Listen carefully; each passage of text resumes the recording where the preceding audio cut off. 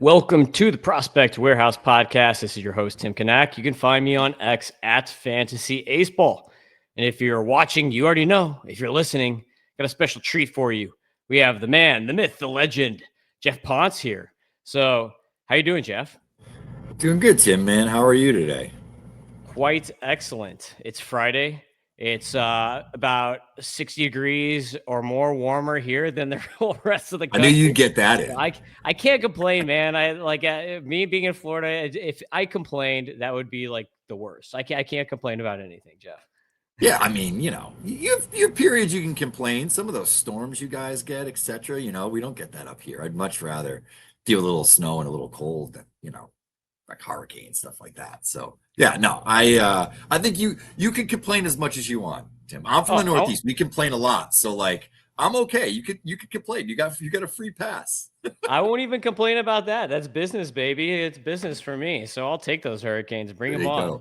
But we're here today to talk about the top 20 third base prospects. Some of these prospects are like kind of like, are they going to be a third baseman?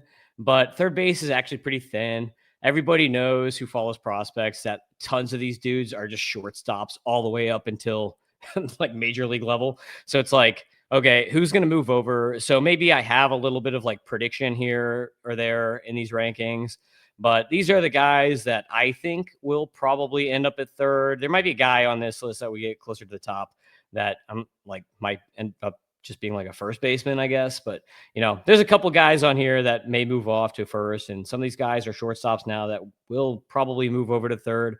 So give me a little latitude, I guess, as far as position flexibility on these rankings, but these are the guys that I put together. So, and if you don't like any of the rankings, blame me. Don't blame Geoff. Number 20 is Chase Harlan. So if you're looking on YouTube or XVision or whatever, you can see I've got the fScores thrown up for all these guys. Chase Harlan doesn't necessarily qualify for a lot of these as of yet.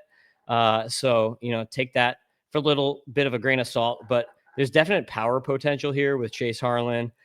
We don't have, maybe you do, Geoff, but I don't have EV numbers on it, on him, but obvious power here, obvious power when he was down at complex. Was definitely better at complex than he was when he came up to A-ball, but that happens with a lot of these guys. He's younger. You can see our age-adjusted WRC plus still gives him 144. So Harlan, nice power name to look out for, and probably does stick at third out of these guys. So what do you think, Geoff, on Chase Harlan? Yeah, I think he's got a reasonable shot to stick at third. Like I think when you kind of hit the nail on the head in the open, where there's a certain percentage of guys that are already at third base in the minor leagues that will stick there. There's others that, probably maybe see some third base time, more than likely are first baseman, maybe even left fielders if they move well enough and they have that big arm that can play. I think Harlan falls more into like the stick at third. It is huge power. I do have EV numbers on it. 88.4. This is all competition, so this includes the complex as well as A-ball. It's every at bat that he took this year. 88.4 mile per hour average EV, which when you consider the age, 19 years old, and you're right there at major league average. 106.190th. So the top ends are really good. Had a 114.5 max this year. The plate skills are a little more fringy. He doesn't chase a ton. It's a decent balance of approach. It's not great, but I would probably maybe throw a 45 or 50 on it, just kind of long term. The contact's the bigger question. 23.3% in zone whiff, 30.9% overall. But the angles are good and he hits the ball hard. And it's not like his contacts, it's more of like a below average contact profile right now, as opposed to like the bottoms falling out. I don't know how he's going to maintain this. He makes, slight progressions in that area over the next couple of years and gets a little bit closer to like fringe average with this kind of juice that really plays. And it's like, it's like anything, like you take a little bit away from one area, feed the other one. It's just a matter of finding the right balance. And I don't think he's that far from it. So yeah, really good power prospect, good angles, good raw EVs. Yep. Number 19 is Braylon Wimmer. So getting a little proximity here for Braylon Wimmer too. So keep that in mind. But Braylon Wimmer is 25 years old. You can see I just threw that up on the screen here. And again, he's you didn't know he just had brain surgery, so I don't know Yeah. like how tough it's going to be from coming back from something like that, or like how fast like recovery time is, because it's not like a normal sports injury. This is like a like a life thing here Yeah. for Mr. Wimmer. But he's pretty close. Like he had a lot of proximity, played in the fall league. So, and it doesn't hurt to play in Colorado too. So how do you feel about Braylon Wimmer as a prospect for Yeah, fantasy? it's tough to know, right? Like him and Xavier Isaacs both, had to have brain surgeries this year. The only one that I can remember before that was Ryan Westmoreland with the Red Sox when like I was in college. um, so it was a long time ago. There might be other examples. I can't think of it. As far as I know, they expect Isaacs to come back and play. I'm uncertain on Weimer. I would think so, but it's like I don't have a ton of insight personally into like the specifics of the surgery and recovery and I mean vision impacted, right? Like some of that stuff could potentially be a part of it. On the surface, I do think that it's a player that was definitely trending toward, potentially making a debut. Um, Not great on base skills necessarily. The swing decisions are a little bit aggressive, but he balances it okay because he is aggressive in the zone. EVs are fine. It's like an 88.5 average, 103.8 90th. But the bat to ball skills are good, 17.5 in zone whiff rate. So the stuff that he's swinging on in the zone, and because he is like a higher heart swing guy, um, with decent power and okay angles and obviously good bat to ball skills, there is like some offensive upside here. And I think anybody that kind of has this balance of skills in Colorado, it's going to play up a little bit just from like a luck factor and balls in play, in that cavernous outfield there. Yeah, for sure. He's got a 122 extra base hit plus, so that means he is getting a decent amount of extra base hits in there compared to league average at his level. And this is something that I love about him. 93.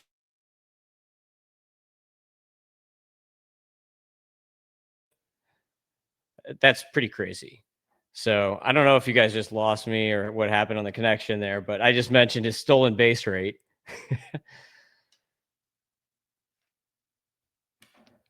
All right, Yeah, I we're mean, back. yeah, sorry. I was gonna say he can run. Yeah. I saw him years ago on the Cape when he was still at South Carolina, and he's a pretty good athlete. So a little sneaky there too. Yeah, for sure. Love to have that from third base. So number 18 here is going to be Lou James Groover. So Lou James, gotta love the name. We were just talking before we started recording here about LeBron James. Lou James is like combined LeBron with James almost. So we got Lou James Groover here. But Groover's an interesting player. Third base prospect with the Diamondbacks. A little bit of power here, but nothing like crazy. More of a contact profile. So I don't know for fantasy, like how much I really love him. I know a lot of people are really high on him, but only 12 bombs, 100 extra base hit plus, not really anything on the wheels. So like power wise, I just don't really know what to expect. You see some Yeah, split stuff too. Like a ton of his power is coming against lefties. Like he had 12 home runs and 6 of them were against lefties and 163 PAs, and then 6 against righties and 382. So kind of interesting the power splits here for Lou James Groover, mashing lefties, not really hitting for power against righties. So what do you think about Groover overall?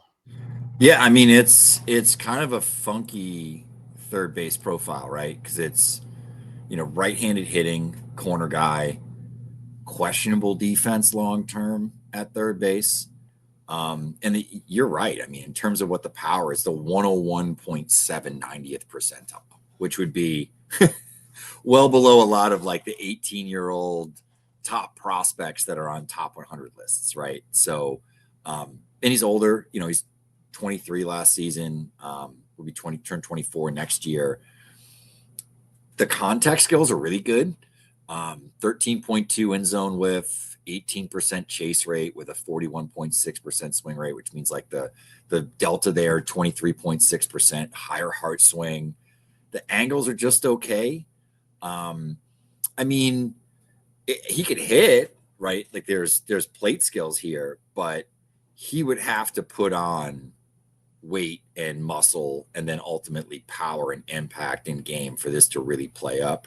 And I kind of worry about profiles like that because I'm not sure that he's even at like that sort of fringe average to like average contact level that can play up a hit tool profile.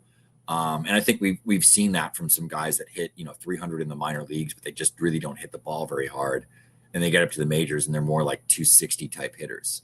I think you still need to be able to like sting line drives and hard hit ground balls. Like those are the kind of guys that tend to hit for higher averages. Like you just need a little bit more oomph behind all of it. And he's not like a speedster. It's not like he's a guy that's going to fly out of the gate and like steal. It's not Chandler Simpson or something like that, where he's going to literally steal first base. Yeah, it's almost like probably better real life player just because he's going to get hits than for fantasy. But like Nolan Shanuel-esque at third. Yeah, I mean like that's kind of what this data looks like. Yeah, I mean, maybe the EVs are a little bit better on the average, like, but not a whole lot. Yeah, and I mean, Shanuel, I think, caught like one barrel in the minor leagues before he got to the majors. So, yeah, he was also probably promoted after like one game too because of the Angels. But here we got next on the list is Jacob Reimer. So Jacob Reimer with the Mets. I know a lot of people are actually really high on Reimer. I feel like he's more like the back of the baseball card stuff is better than what you've got under the hood. So like I don't really necessarily know how much to trust that we've seen, which is why I don't have him like top. Like some people have him like top 10 third base. Maybe a little crazy to me. But like I wouldn't say he's a bad player. I just think there might be like a little more steam here than is deserved. I do love that 150 extra base hit plus. So that just means 17 bombs. He's hitting a bunch of extra base hits. So, of course, like you're going to see that when you see this type of profile where it's like, okay, yeah, kind of like average contact rates. You got an okay plate approach, nothing special, just kind of like middle of the road.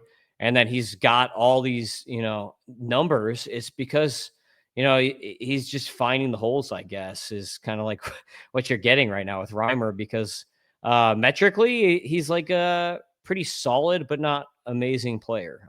I do like the 155 age adjusted WRC plus because 21 years old, double A. Like, yeah, he was a younger 21 during the season.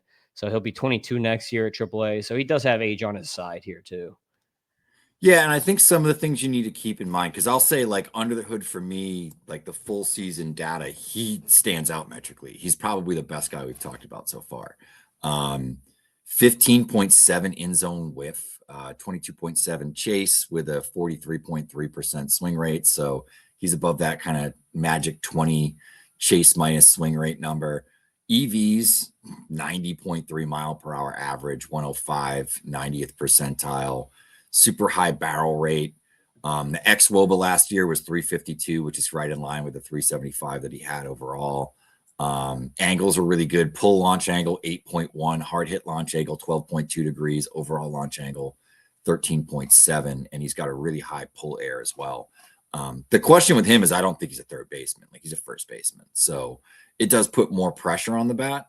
It is a quality bat though. Like there are skills and power here, and good angles. Like I wouldn't say I'm like going crazy over Reimer because, like I said, I think he's moving to first base, which puts a little bit more pressure on him. But offensively, like it's a pretty good bat. Yeah, well, it'll be interesting if there are rumors that Juan Soto could maybe be moving to first that I was seeing the other day. So who knows if that happens, and definitely be blocked. And you got Ryan Clifford in the org too. But it's good to know about the EVs because I do not have that data. So that's excellent. Yeah, and the other thing I'll bring up too is Brooklyn is death, like for hitters, man. Like that park, I don't know if you've seen it, but it's literally Coney Island. So like in Brooklyn, the park is in left field, and then right field is the ocean. And I mean, if you hit balls out to right field there, it's like scouts put a 7 on it like right away because it doesn't happen. I mean, because it's like it abuts, like you're looking out onto the water and it's blowing in. I mean, with a lot of those parks in Florida, like the marine layer and then like the ocean air, it can screw with some of that stuff. So I don't know. I mean, like I think some of the power stuff might have been a little negated just by how goofy the ball plays in Brooklyn. Yeah, interesting. Good thoughts right there. Next on the list is Seaver King, who had a big fall league. There are a lot of people who are just completely writing him off before the fall league here because he was really not that great statistically this last year. He is good at running, I'll tell you. 30 steals, 91% stolen base success rate. So he's been good on the base pass. Hasn't really done much damage. Only an 83 extra base plus. Don't like that. But it kind of seemed like in the fall league he was putting some of these things together. Because my thought process with him has always been like, look, he had some nice power when he was in college. Yeah, metal bats, I get it. But to me, he always seemed like maybe like a mid-teens home run potential. And the way he's been playing, it's like it has looked like no. But after the fall league, maybe it is in there. So Seaver King, kind of a nice little bounce back here in the fall league, provides some hope for the former first rounder. Yeah, and I think even with his college stuff, there's a couple of factors there, right? Wake Forest is like playing it. It's like the Great America Ballpark on steroids of college. Like balls fly at Wake Forest. And before that, he was at Division II Wingate, so he only had 1 year of like high level college baseball. And it was in the ACC. It wasn't like he got plopped into the SEC. So, like, I do think there's some level up stuff with him a little bit. Like under the hood, like he has 17.4% in zone whiff, which isn't bad. 104.8, 90th percentile, which like speaks exactly what you're talking about. Like, that kind of tells me it's like 55 kind of raw. The angles aren't good. The angles are pretty bad. It's a 5.9-degree launch angle. It's 4.1 in the hard hit, and then -4 on the pull. So I think some of it's like directional type of stuff that he needs to work on. I know they were working on that part of his swing, kind of his load and the bat path, leading up to AFL and then in AFL. Will be interesting to see what like that new group there does, because obviously Taboni, Devin Pearson, all those guys have came from the Red Sox that have very progressive hitting groups. So be sort of interesting to see if they can coax out better angles, because there is contact and power, and as you mentioned, speed and athleticism to sort of bank on. The swing decisions are rough though. He loves to chase. 37% chase rate last year, which is fairly absurd. So that was probably lurking underneath some of those bad numbers too, as he's swinging at the wrong pitches. But there's a bit of an overhaul that needs to take place here, but I don't think it's like unfixable stuff. It's not like he's limited by how his body moves. I think literally he just has to probably adjust the swing path and just, be a little bit more passive on certain types of pitches and locations. Yeah, the pitchers in the fall league are not always the best, but you can't fight with a 359, 468, 563 slash line while he was there. He had 3 bombs, 6 steals in 18 games, and then to something of your point, 11 walks in 18 games looks like progress versus his 5% walk rate or whatever he had in the minors this year. 24 RBI in 18 games too. So fun environment, that Arizona Fall League. Number 15 is Eric Batanti with the Brewers. So Batanti is really like a kind of a wild card here, where you don't really know what you're going to get. He's an athlete, so I mean, like, you got a nice power speed ticket here, but you're going to run into a 65% contact rate, 33.5% K rate. So way too many strikeouts, not making good contact. But he was 19. So, 19 at A ball, he's still young. There's still room for him to improve in the contact rate and plate skills. It's not necessarily like Spencer Jones bad at this point. 149 extra base hit plus. And with 19 bombs and 17 steals from a third baseman, 6'4", 218-pound frame, there's a lot to like with Batanti, but I don't know. I feel like there's going to be no middle ground with him. He's like the type of guy who he's either going to hit and he's going to be awesome, or he's just not going to make it, I feel like. Yeah, and I feel like I love, these, bigger athletes, raw power. Like that's an exciting player to kind of dream on. He's got really good angles. It's a little Zaro Montish-ish, just from the sense that like the bat to ball skills are pretty bad. It's like you mentioned the contact rate there. It's like a 25.4% in zone whiff, and that's against A ball competition. He hits the piss out of the ball. It's a 106.690th. The angles are awesome. It's like a 20.6 degree launch angle. The hard hit launch angle is 22 degrees. I mean, when he hits the ball hard and makes contact, he's going to do damage. Like, he's probably one of the ex-Wobacon leaders in the minors after last year. But, you know, you got to make contact at a certain point. And I think that the trend that we're starting to see, especially in MLB, is the teams are valuing contact ability more and negating some of like the barrels and power stuff. That, not that it's not important, it's still paramount. But let's say, you know, if it was 80% before in terms of their evaluation, it's more like 70% now. They're just weighing it a little bit less. And I think you have to be able to find a balance. So like he's got the raw power and ability there, but you know, he's got to prove that he can make enough contact for that to be sustainable at higher levels. And we've seen guys like this get gobbled up. Yeah, he's got to figure out lefties too. 193, 258, 313 slash against lefties, just his 61% contact rate. That ain't going to cut it. Next on the list, 14 is Luis Suizbel. I'm kind of I don't know. I'm like maybe higher on him than other people.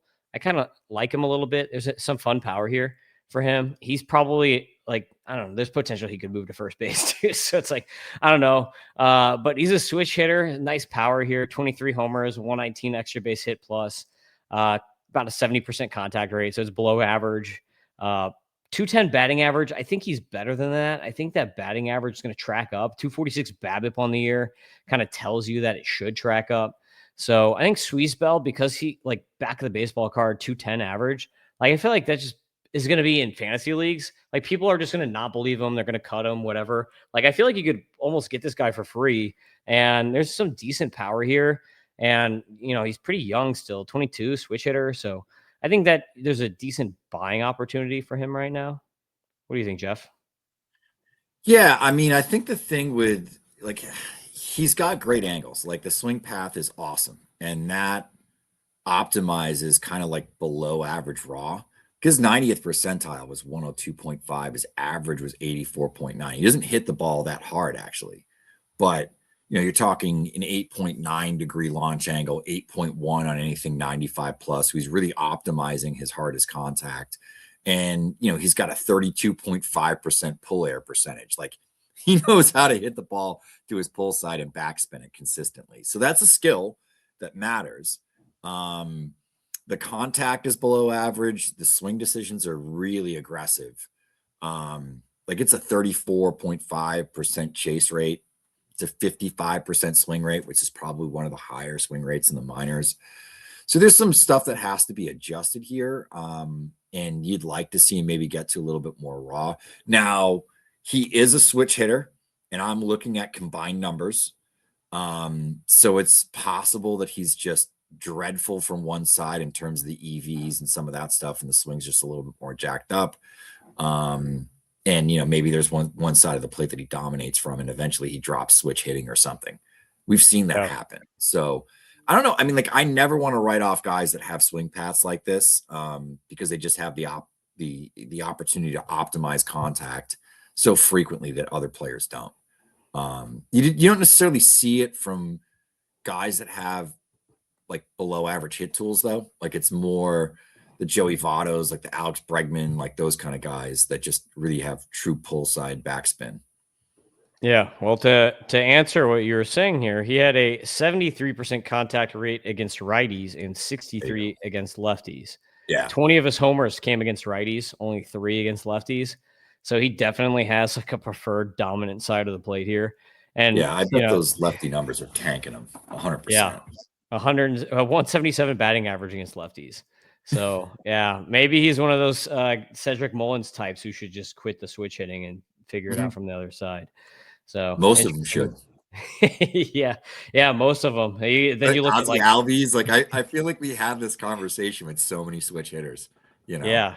Is you got Florent or you got Made is like the only real one. It's like Made is great from both sides. Everyone else is no.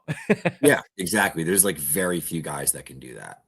Yep, exactly. If you're not a catcher, I don't necessarily see the value in it. Like, you know. Yeah, nowadays, yeah, unless you're afraid, like, I guess if you're a righty, I feel like you don't really have to worry about it. If you're a lefty, I guess like a dominant lefty, I guess maybe there's, Yeah. I don't know. It's such a small percentage of at bats. Like I almost feel like some of the left on left stuff is like overvalued a little bit. Like you don't want him to be a nothing against those guys, but if your plate skills are still pretty good and you can pop a couple every year, you can still stay in the lineup, especially if your defense is good. Yeah, for sure. Next on the list is Brock Wilken. So a bunch of Brewers here. Brock Wilken, big time power bat, uh, recovering from getting hit in the face the previous year. And interesting guy because the contact rates are actually pretty good. The Pretty dude good. can take a walk. He needs a swing. Like we just talked about swings too much. He needs to swing more. Only a 33% swing rate is not good enough. I mean, like that's why he's walking 20% of the time. But like basically, like from a stat line perspective here, he's like trying to be the righty Max Muncy at this point in time. Just like, okay, tons of home runs, tons of power, 150 extra base hit plus. So he's just maxing out on the power and then walking and striking out. 3 true outcomes to the T here for Mr. Brock Wilken. But he has had a track record in the past of nice batting averages. So it'll be interesting to see if he can track back towards that at all, or if this is just what he is. If he's Eugenio Suarez, or if he can figure out the batting averages and at least maybe gets like a 240 instead of a 220. What do you think, Geoff? Yeah, I mean Brock is my guy. I got an autograph Brock ball up there. I've known Brock since he was 18 years old. And saw him here on the Cape. Like we chatted last year, I wrote an article about his recovery from the eye injury. He got hit in the face and like couldn't see. There was obviously, he had to do actual like rehab in Arizona at like 7:00 in the morning, an hour away from his house, like 5 or 6 days a week, in order to get it back, and kind of felt that it almost improved a little bit, which is kind of crazy. And then like got injured celebrating this season, after the team won the first half championship or whatever in the Southern League. And he was mashing at that point. The contact skills, I think, are better than people realize, even by the strikeout rates. Like it's a 20.7 in zone whiff. Like it's a 45, 50. It's kind of hovering around average-ish contact, 28.7 overall. He's a little passive, but he never chases. So there's at least a decent balance there. I would like to see him get a little bit more aggressive, but you have to wonder with a guy like this with like longer levers, kind of how the swing gets going and how he sort of hunts barrels and angles. If some of that is him sort of mitigating some of the risk of him swinging more and potentially whiffing more. But yeah, I mean, he's a guy that hits the crap out of the ball and finds great angles consistently, makes enough contact. He gets on base. He's not the most limber guy over there at third. The footwork isn't necessarily great. But the hands and actions are fine, and it's a rocket arm. I think that's one of the things that might keep him at third base long term, is the fact that he can really throw. I love the swing. It's one of my favorite swings in the minor leagues. And he just consistently, like I said, finds good contact at optimized angles and, does it enough, hits the ball in the air to his pull side. And I'm looking forward to a full healthy season for him, getting up to the big leagues and, seeing some Brockets in the majors. That's what we call Brock Wilken home runs, Brockets. Brockets. I love that. Brockets. So next on the list, guess what? Another Brewer. It's Andrew Fisher. So the Brewers are just loaded at third base. Some of these guys are obviously not going to be third baseman because it's impossible. And all these bats, like there are too many good bats. Like they're not going to be able to stop all these guys from, they're not going to be all blocked or traded. So there's going to be a few of these guys are all going to come up as Brewers and they're going to move off position. So out of all these guys, like, do you think Andrew Fisher, is he going to be like an outfielder or third baseman? Because like, I'm kind of thinking maybe he moves to corner because Wilken does have a good arm and is good defensively, is kind of like my thought process on it. But I wanted to hear your thoughts on where you see his long-term home. I think he's a first baseman DH. He's the worst defender out of all these guys. Probably the lowest level athlete of the group. He can really hit. He dealt with some injuries after the college season that kind of lurked a little bit in his pro debut. And I think that's one of the reasons that a lot of like his EV numbers and et cetera were down we got something similar to that I think is in his scouting report, in our Brewers top 30. Ben Badler does that one, and he kind of talked about it. So, yeah, I mean, like he had a 99.9 mile per hour, 90th percentile EV and 87 at bats. It was a 106.5 in college. Like that's going to creep back up to like 104, 105 next year. Usually we knock off a mile per hour or two from metal bats. So, I mean, I have no questions he's going to hit. He's hit at all three colleges that he was at, was Duke, Ole Miss, and then Tennessee. Played all high-level competition, USA guy. So, yeah, I think it's a first base profile, though. But, it was one of the better combinations of, like, power, contact, approach, angles in the draft last year. So, yeah, I think one that will hit, but probably is most likely slated to move first long term. Yeah, interesting. And one thing I want to bring up, because a lot of people are going to look at this and be like, "Oh my gosh, look at that, 8 steals."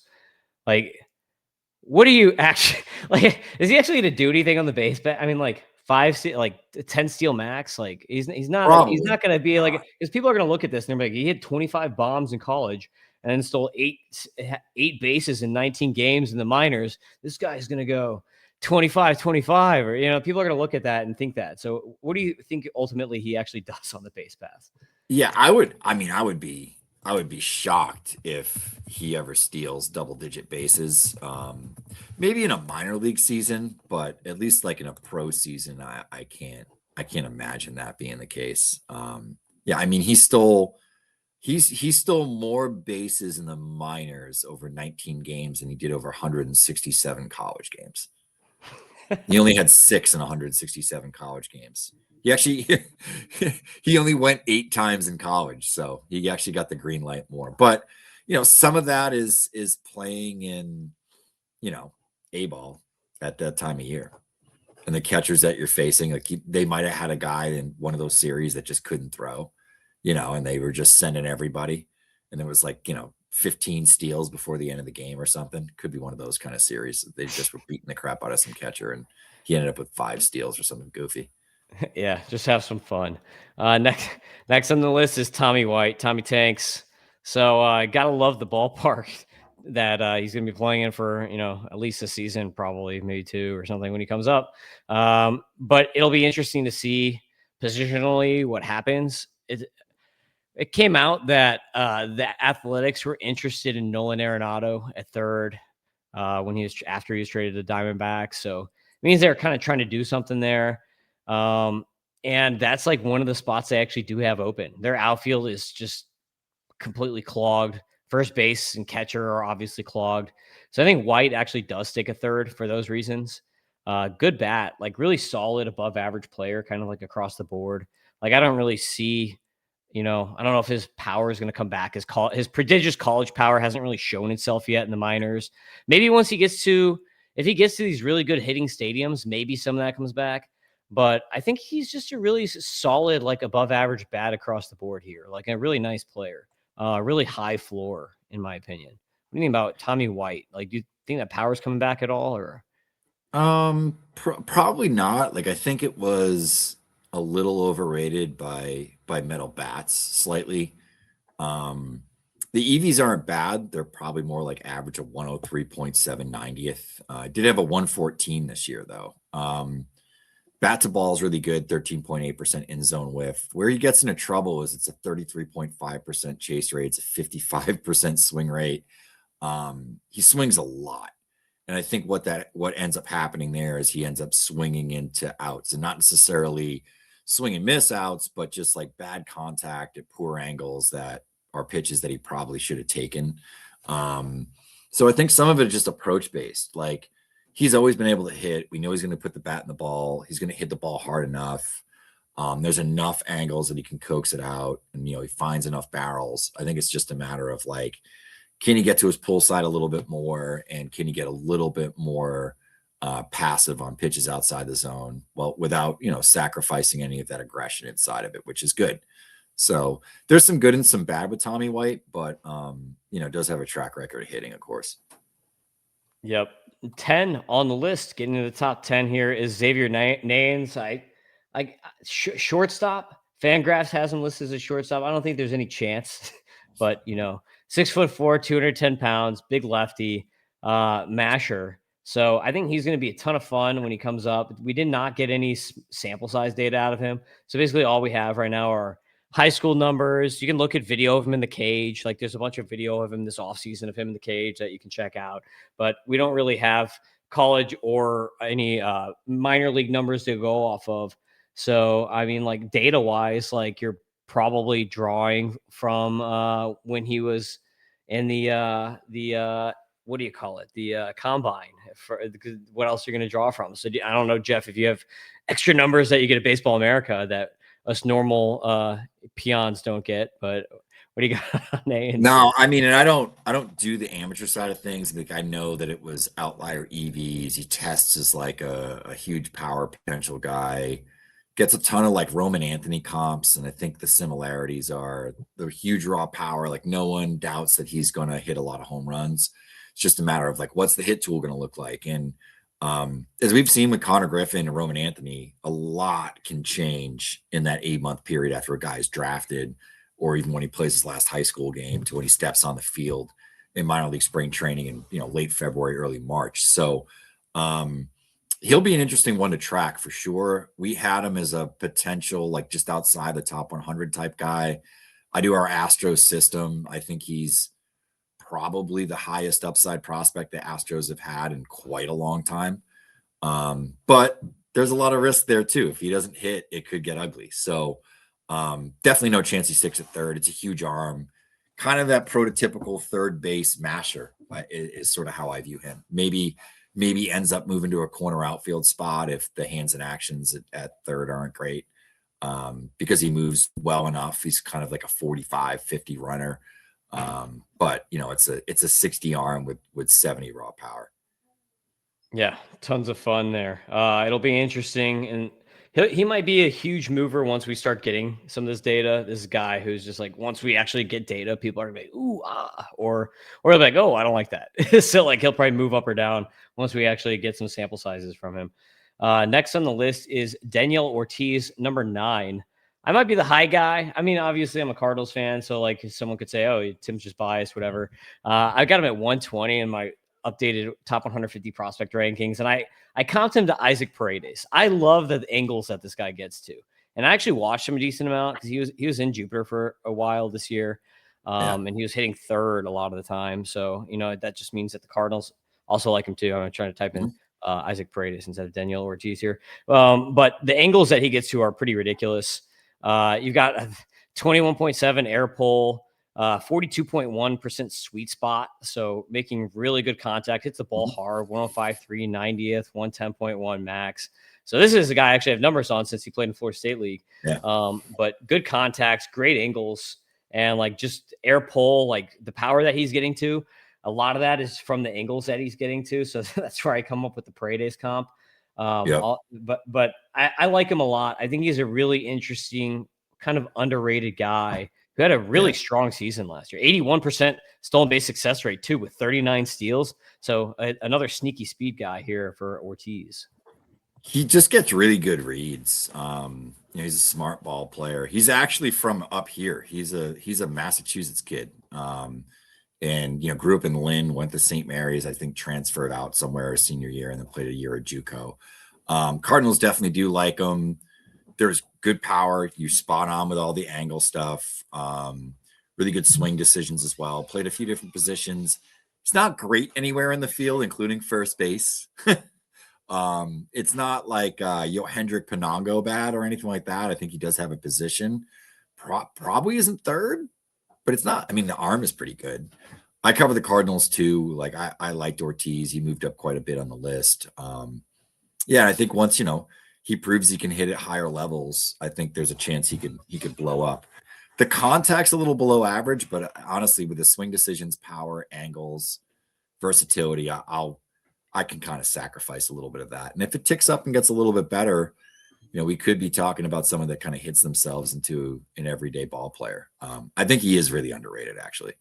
He maybe even underrated on my Cardinals list, but he's going to be one of these Cardinals devil magic guys. Watch, Geoff. And, in 2 years, 3 years, people are going to be like, where did this, he'll be the next whatever, Matt Carpenter or whatever, one of these guys Alan just comes Craig. out of nowhere. Yeah, Alan Craig just comes out of nowhere, is good. He'll be that next devil magic guy. I am bringing the devil magic back. It's been absent for a little bit now. They needed some of that magic with Jordan Walker. Yeah, exactly. Yeah, sprinkle. Yeah, exactly. Sprinkle some of those Dylan angles. Carlson. Yeah, sprinkle some of those angles on Jordan, please, Danielle. There we go. Number 8 is Emil Morales with the Dodgers. Long ways away for him, and the Dodgers keep adding guys. So it's like, will he ever be a Dodger? I guess, like, who knows? Who knows? I've got him at 70 in my prospect rankings, so I like him quite a bit. Big athletic dude, huge swing, kind of like Tatis-ish mechanics when I watch him is kind of the feel I get.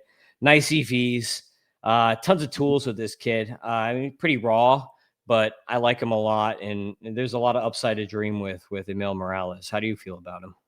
Yeah, I think if he can just continue to make steady gains in terms of the bat to ball, the power, the angles, the tools, it's all there. He's a pretty good prospect, and I almost wonder. Someone asked me this recently, but like, is he the kind of guy that in a different system that isn't as loaded? And the Dodgers are funny because they may not have like, well, I guess like they have a few right now, but they typically don't have like the top 20, 25 type of prospects. They more have like a ton of guys from like 50 to 100 plus. And I do wonder if he'd be a top 100 prospect in like, a different system, the Padres system. He's their number one guy. Does he get more hype? Really interesting player. Because the bat to ball is below average right now, and that's really the biggest point of contention with him. But should play a position, has value. I think he's an exciting fantasy prospect for sure. And yeah, I mean, none of these Dodgers guys seem like they're going to play for the Dodgers at this point. Like, he's going to get traded to the Tigers for Tarek Skubal or something goofy, right? Oh no, don't say that. Don't put that juju out on the universe. I actually it's probably think true. Skubal might be the one guy they don't go after. It'd be the Mets. He'll end up with the Mets is what will happen, right? Number 7 is JoJo Parker with the Jays. Again, just like Nanes, we don't have any sample size yet for JoJo.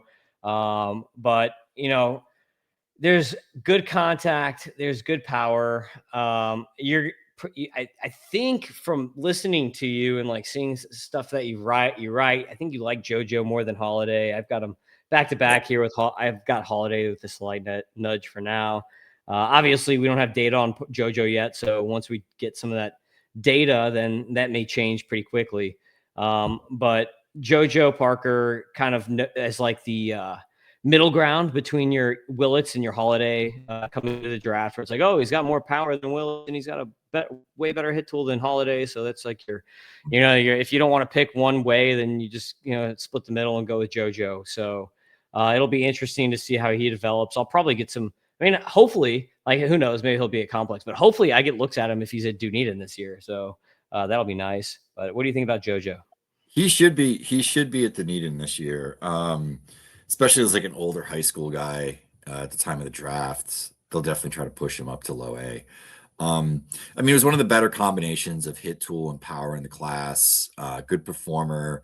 Just watching it on video, it's a great swing.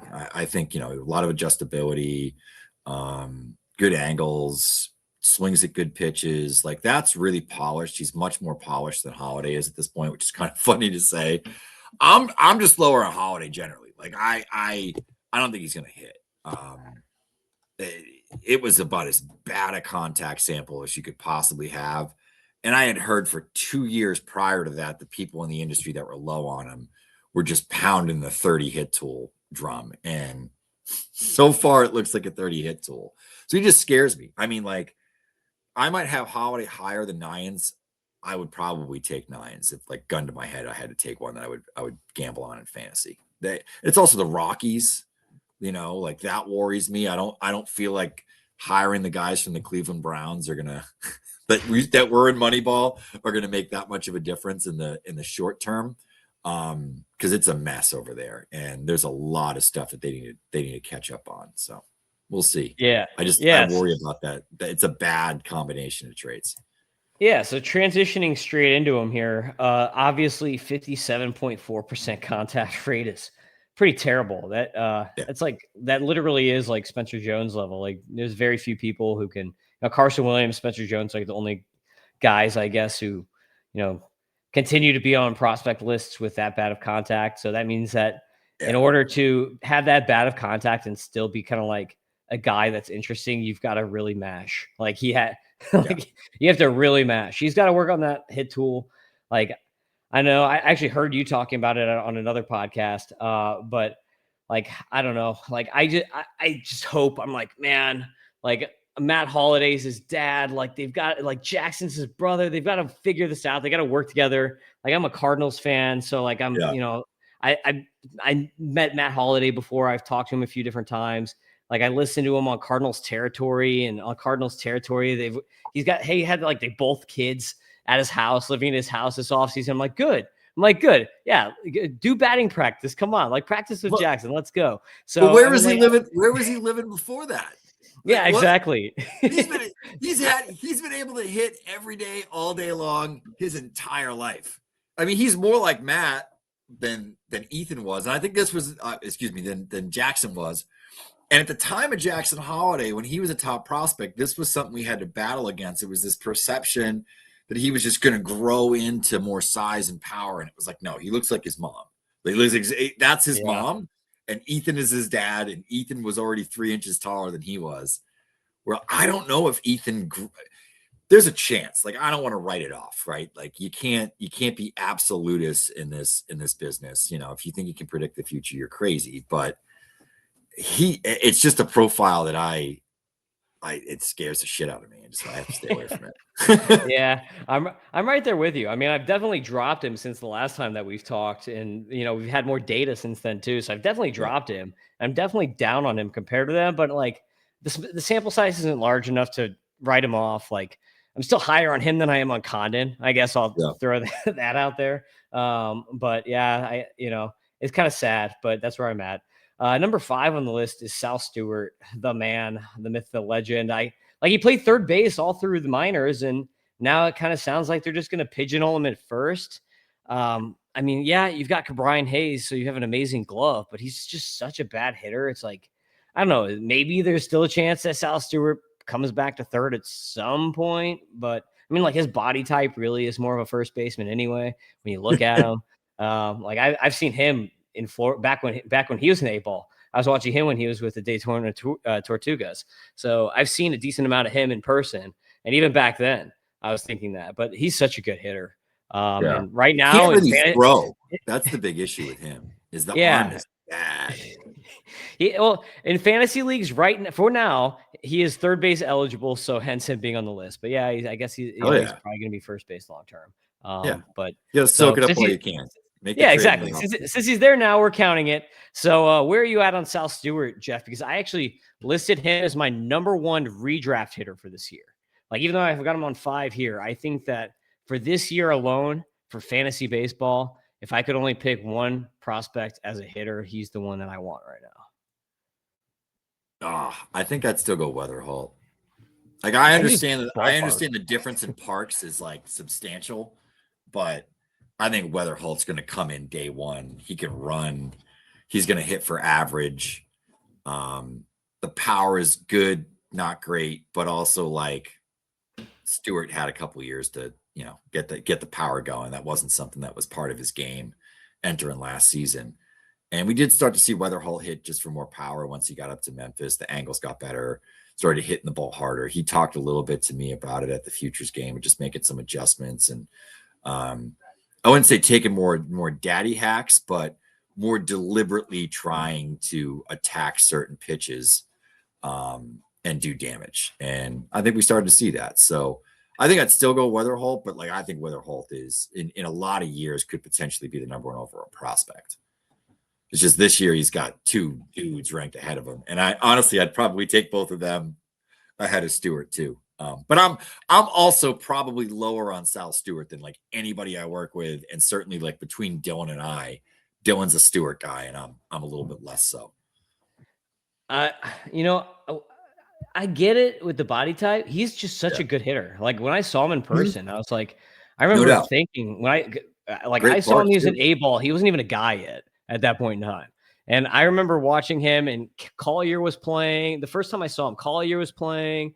And that was back when people were in on Carlos Jorge or Carlos George, whatever you call him.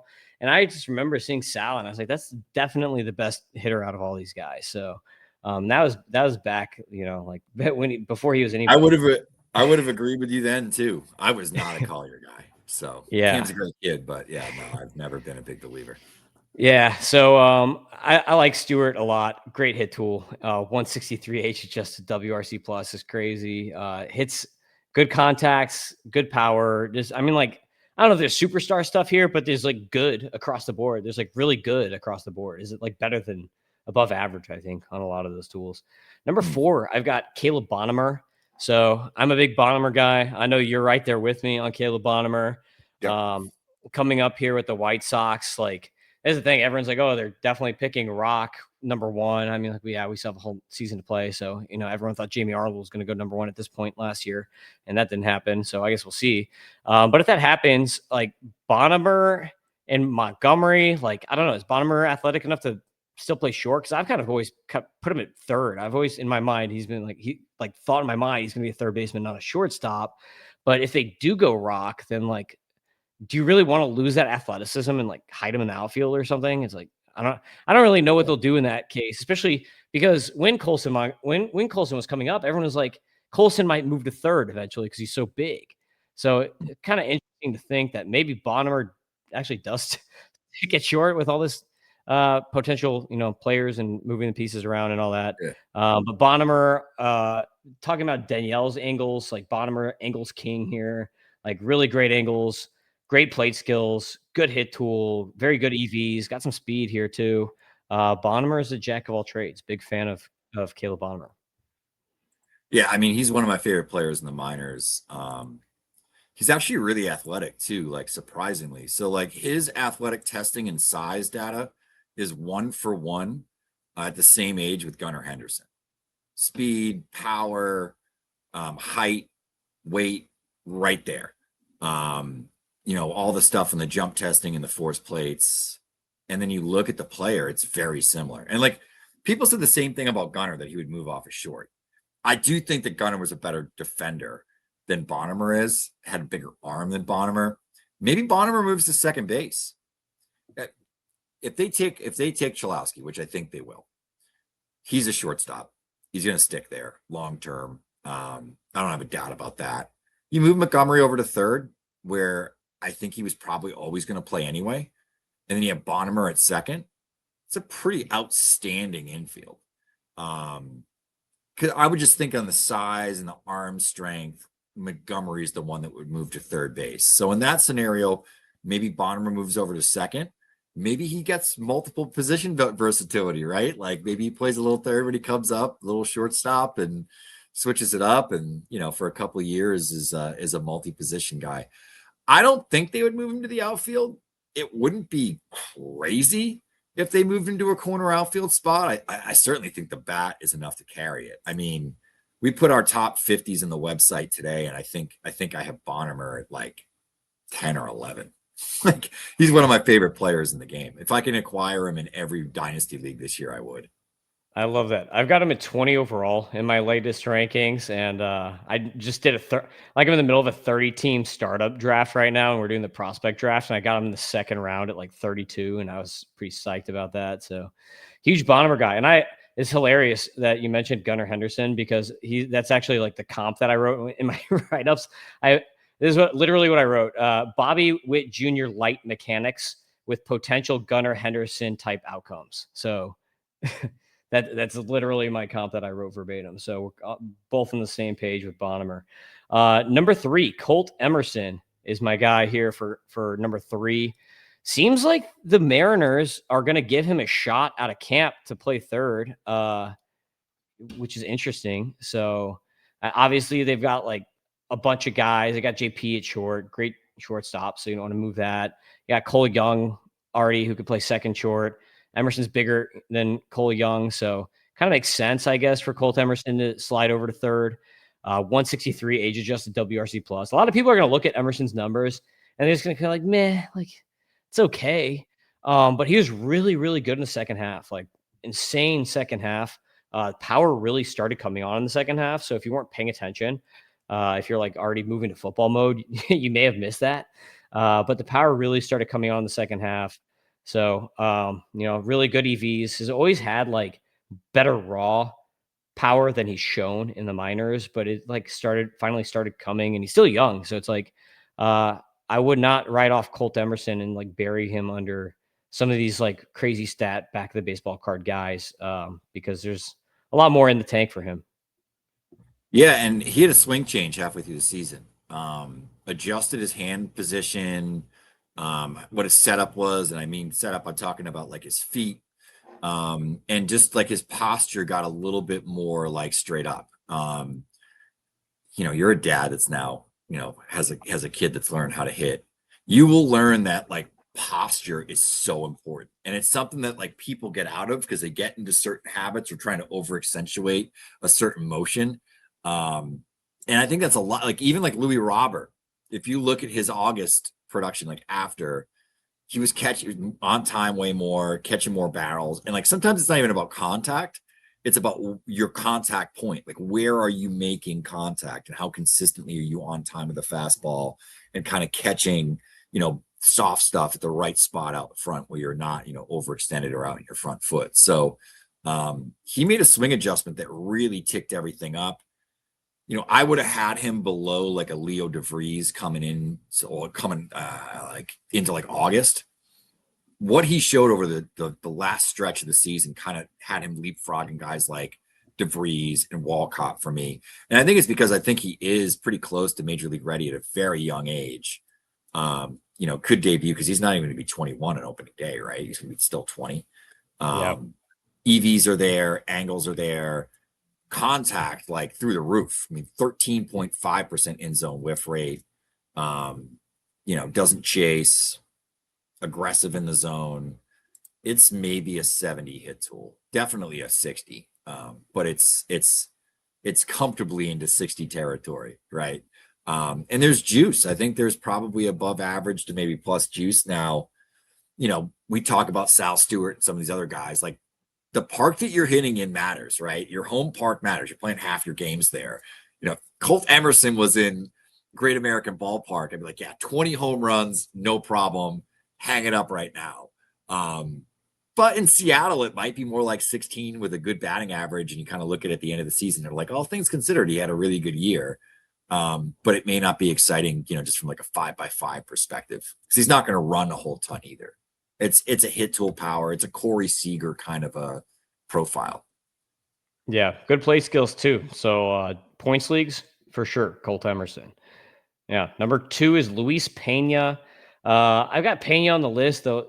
Probably, I don't know, second base, because the Brewers have like 5 third basemen on this list that I put out here. So probably ultimately a second baseman. Obviously, Mate is going to be your shortstop out of these guys.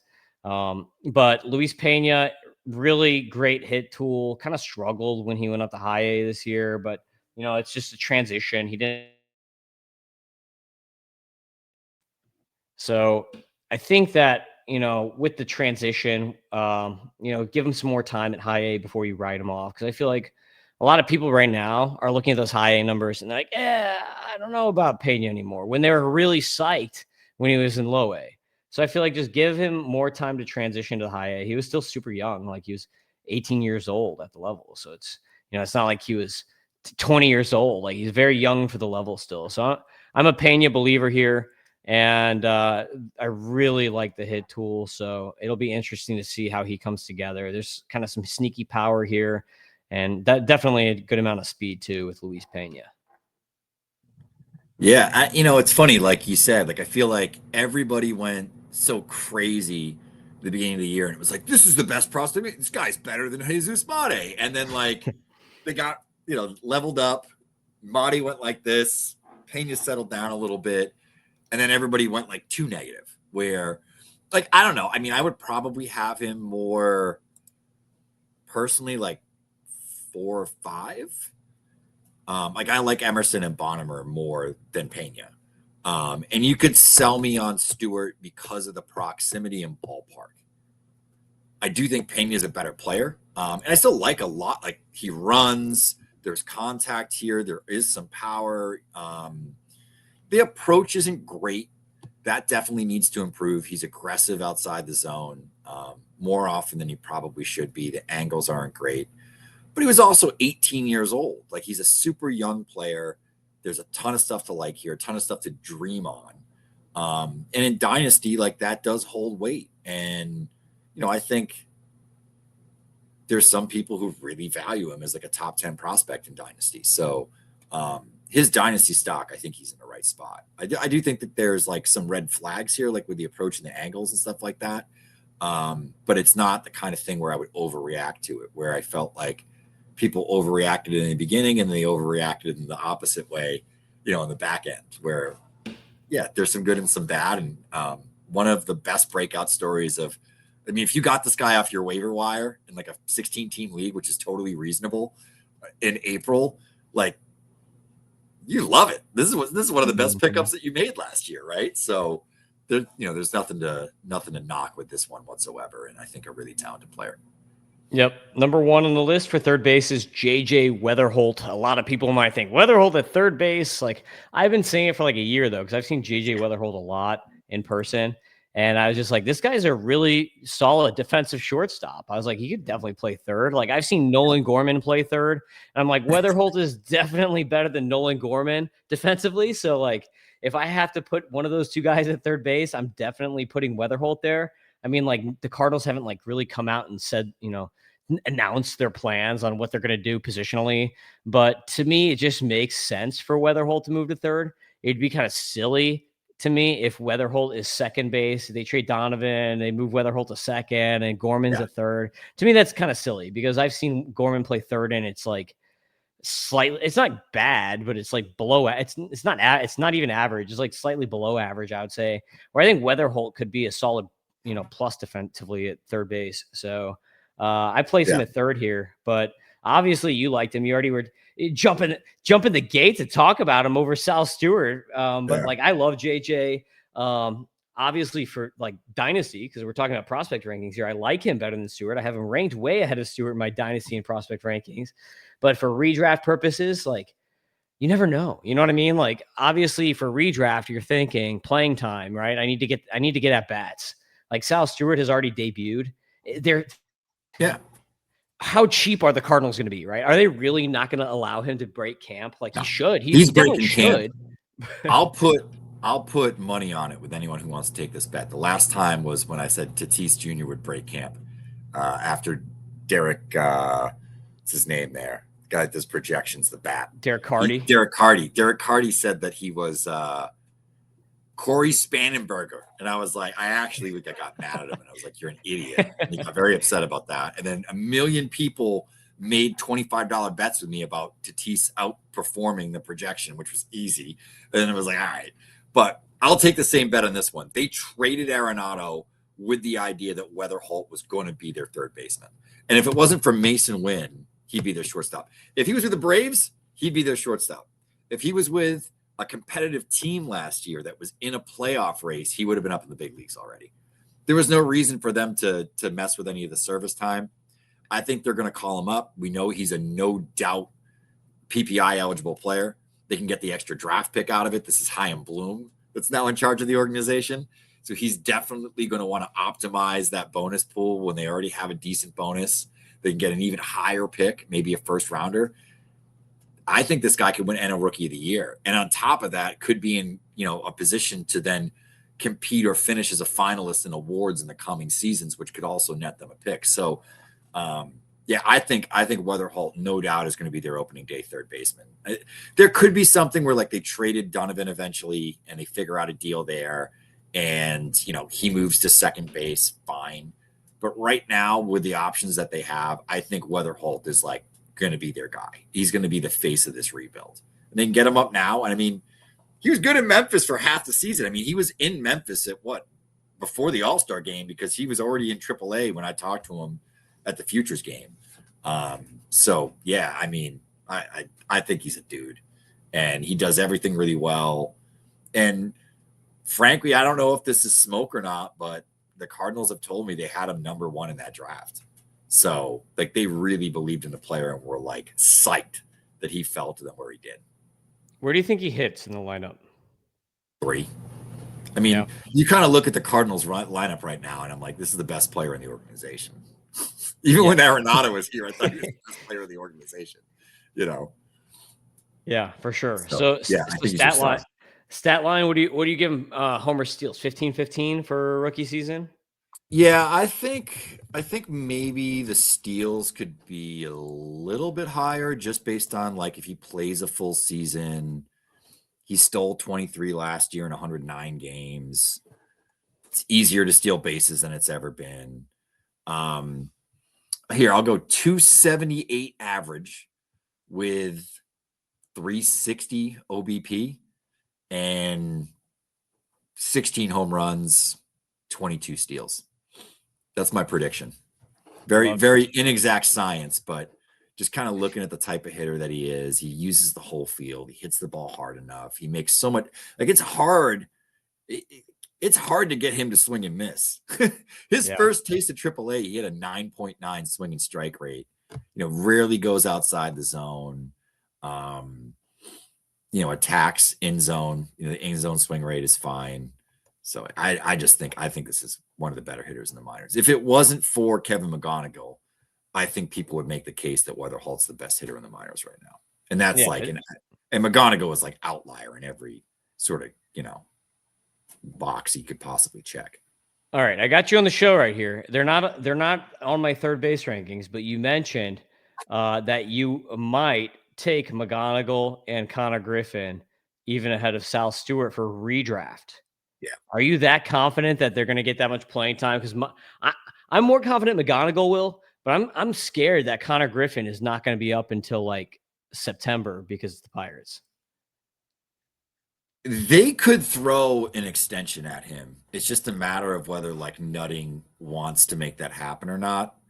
I don't know how long they can keep him down. I think this is the best player that I've ever evaluated.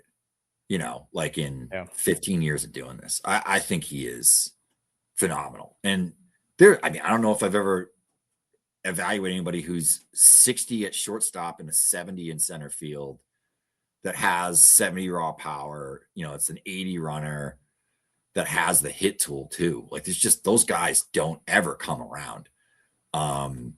They would be crazy not to, especially the way that they're kind of building up this team. He might be their best player like day one.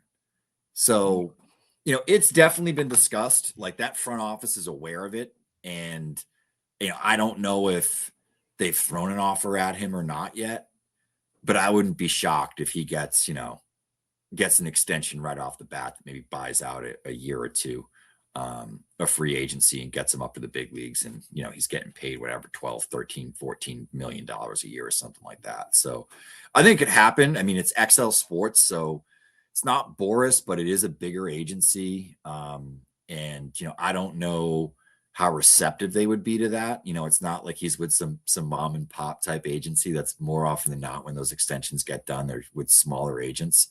So I don't know. I don't know if it gets done or not.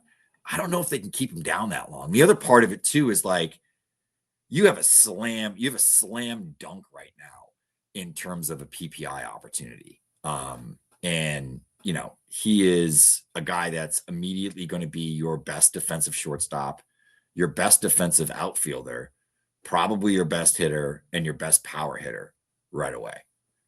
Maybe you could make a case for Brandon Lau as power hitter, just because obviously he's hit 30 home runs a bunch of times in the big leagues already. But yeah, I don't know. And McGonigal, I don't know what the hell the Tigers are doing right now because they seem to have the potential for a super team in the next couple of years if they could get an extension done with Scuba, which it doesn't seem like they will. But are they going to cash it in this year? I can't imagine that's going to be the case. So I would think McGonigal's up. I even think there's a chance that Clark starts the season with the Tigers. And in these top prospects, those tend to be the guys that teams get up to the big leagues earlier. And none of those guys are in like a Red Sox situation where there's just too many mouths to feed at a position, and they got to actually get rid of some guys in order to call up Roman Anthony.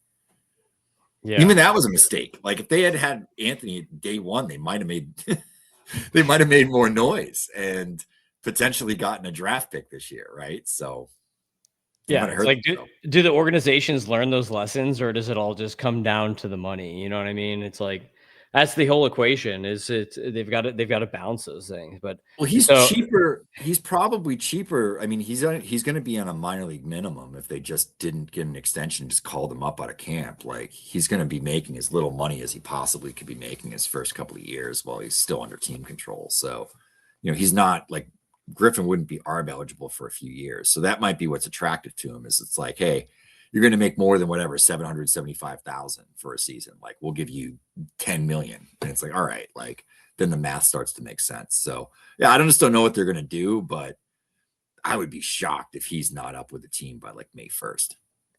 wow. I So think he was the best player last year. Like in spring training, the first time I saw him, it was like, holy shit.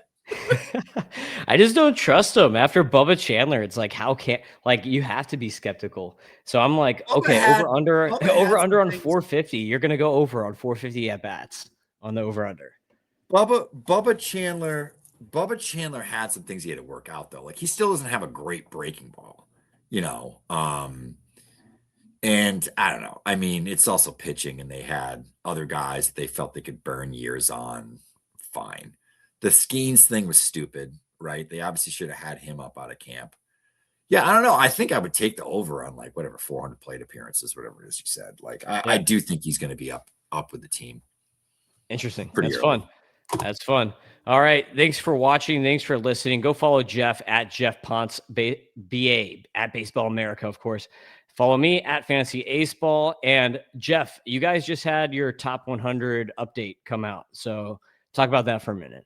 Yeah, top 100 just dropped, so a ton of content that's around that. I do like the best pitches in the top 100. We have all the 90th percentile EVs for everybody in the top 100, with the exception of JoJo Parker and I think Billy Carlson because they haven't debuted yet. Fastball velocity for everybody in the top 100. I break down, 10 different fastballs with all the movement. Same with like 10 different breaking balls, 10 different changeups. Dylan has his stuff plus and hit plus for all the guys in the top 100, guys that could be on the top 100 next year. We probably have like 15 articles on top of that, plus all the team top 30s, which will then get updated again next week with all the IFA signings that will go into the top 30s, as well as any trades that haven't been reflected from the last 2 weeks since we last updated. So ton of stuff going on there. And then obviously we have our full suite of fantasy content, and Dylan released his first redraft rankings for the first time a couple weeks ago. And, Dylan won the main event. He knows what he's doing there. So go check those out. Yeah, so make sure you sign up for at Baseball America, subscribe to MLB Data Warehouse, and also make sure you buy my prospect package, only $29.99. You get all my draft cheat sheets, heat mapped, fScores, all that stuff for less than a lunch. So check that out. We'll see you next time. Peace out.